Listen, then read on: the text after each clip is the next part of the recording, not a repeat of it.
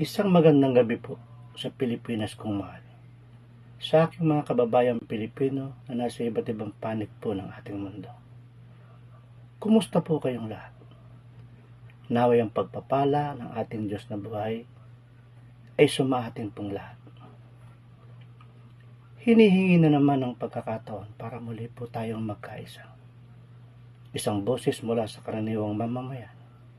Ngunit may tapang, may puso, may malasakit at pangarap para sa kabubuti ng ating inang bayan. Ako po ang inyong bagong political vlogger. Isang batang Maynila at ito po ang aking YouTube channel. Ang GovTalks Unfiltered, na kung saan walang takot, walang bahid, at walang paligoy-ligoy nating sisiyasatin at bubusisiin ng estado ng ating gobyerno. Mula sa El Filibusterismo na sinulat ni Gat Jose Piriza at mula sa mga naging bayani ng ating inang bayan. Naririto ang kanilang mga patriotic quotes na kanilang iniwang salita sa ating pinakamamahal na bansa. Ayon sa kanila, huwag nating hayaan na ang kasakiman ng ilan ang magdidikta ng kinabukasan ng ating inang bayan. Ang ating bayan ay hindi magbabago kung ang ating prinsipyo ay madadala ng agos ng korupsyon. Ang gobyerno ay para sa tao, hindi para sa bulsa ng mga sakit na politiko. Walang tunay na pagbabago kung ang pamahalaan ay puno ng kasinungalingan at panlilinlang. Subalit nasaan ang pagbabago sa ating bayan? Nasaan na ang katapatan ay pinangako ng mga lingkod ng bayan kung ang mga nasa kapangyarihan ay lubang abala sa kanilang mga personal na interes at korupsyon. Sa Biblia ay ito pong sinasabi.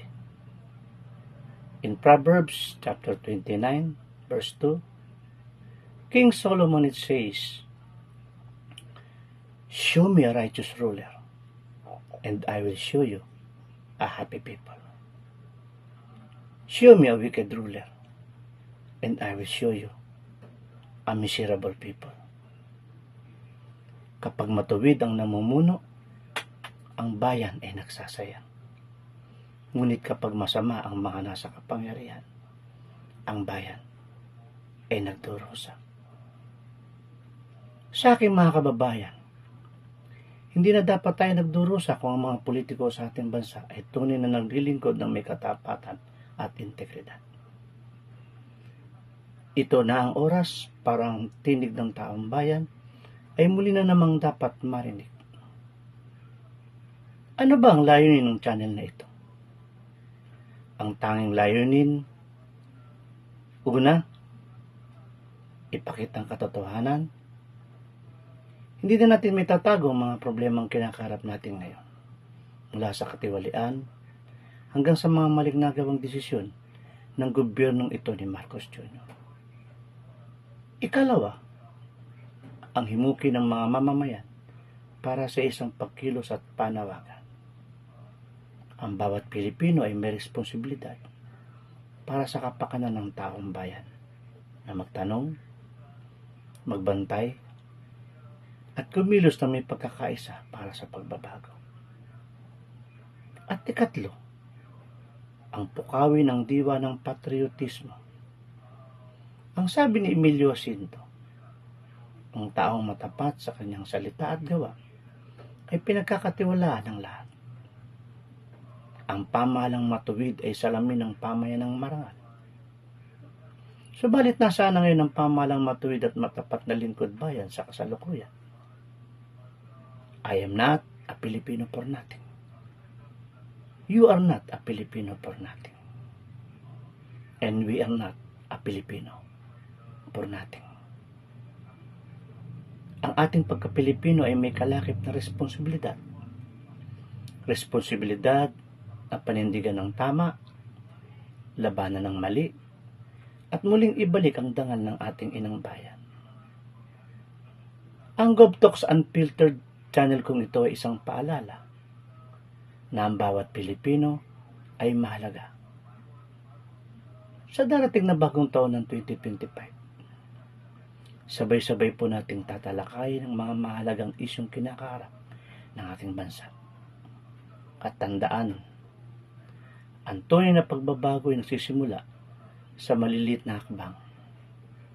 Yun ay ang sama-samang panawagan, ang ating pagkilos at ang ating paninindigan. Sa mga kababayan kong Pilipino, mukhang mauulit muli ang ating kasaysayan ng pagkakaisa ng panawagan upang pababain sa pwesto ang walang kwentang gobyernong ito ni Marcos Jr. At ang maging bahagi ulit tayo ng isang panawagan para sa pagbabago. Ako po ay magiging kaisa nyo sa panawagan ng pagbabago. Ako po ang inyong Kuya Gobs at ito po ang aking YouTube channel, ang Gob Talks Unfiltered. Makakaasa po kayo na hindi ako magiging bayarang vlogger sapagkat hangad ko din ang tapat na pamumuno ng may moral, may dignidad, may prinsipyo at may integridad sa ating mahal na bayan. Maraming salamat po sa inyong pakikinig. Abangan po ninyo ang aking YouTube channel, ang Gob Talks Unfiltered. Mabuhay pong sambayan ng Pilipino. God bless our country. Salamat po.